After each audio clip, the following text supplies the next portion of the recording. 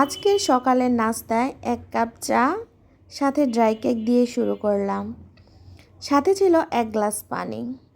আসসালামু আলাইকুম, কেমন আছেন সবাই? আশা করি সবাই ভালো আছেন। প্রতিদিন একঘেয়েমি নাস্তা কিন্তু খেতে ভালো লাগে না। আজকে ইচ্ছে হলো যে একদম কড়া করে চা খাবো, সাথে ড্রাই কেক খাবো। বাচ্চাকে স্কুল থেকে নিয়ে আসলাম, ওকে রুটি সেকিয়ে দিলাম, ও রুটি খাচ্ছে আর আমি পাশে বসে চা খাচ্ছি। আর সকালে যেন চা না খেলে সারাদিনের আলসিয়ামিটাই যেন কাটে না, তাই 1 কাপ গরম গরম চা তো খেতেই হবে। তারপর চলে যাব রান্নার কাজে। মেয়েদের তো রান্না করতেই হবে, দুপুরের আয়োজনে তো কিছু না কিছু থাকতেই হবে। তারপর চলে আসলাম রান্নাঘরে, আর অফ ক্যামেরায় আমি সবজি কেটে নিয়েছি।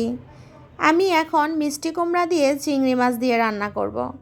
আর এই মিষ্টি কুমড়াটা আমি স্কুল থেকে আসার সময় নিয়ে এসেছি। আর আমরা যারা গৃহিণী তারা কিন্তু বাচ্চাদেরকে স্কুলে নিয়ে যাওয়ার সময়, আসার সময় টুকটাক চোখের সামনে যদি কোনো ফ্রেশ সবজি পড়ে আমরা কিন্তু কিনে ফেলি। এটা আমাদের দৈনন্দিন একটা অভ্যাস। তারপর এখানে আমি সব রকমের মশলা, খুব হালকা হালকা মশলা দিলাম, কারণ মিষ্টি কুমড়াতে লাউতে তেমন একটা মশলা খেতে হয় না, দিতে হয় না। আমি অল্প অল্প মশলা দিয়ে তারপর মশলাটাকে কষিয়ে চিংড়ি মাছগুলো দিয়ে ভালোভাবে কষিয়ে নিচ্ছি। কষানো হয়ে গেছে চিংড়ি মাছ, এখন আমি দিয়ে দিচ্ছি মিষ্টি কুমড়া। আর মিষ্টি কুমড়াটা এত ভালো হয়েছে, এত মিষ্টি ছিল যে খুবই ভালো লেগেছে খেতে।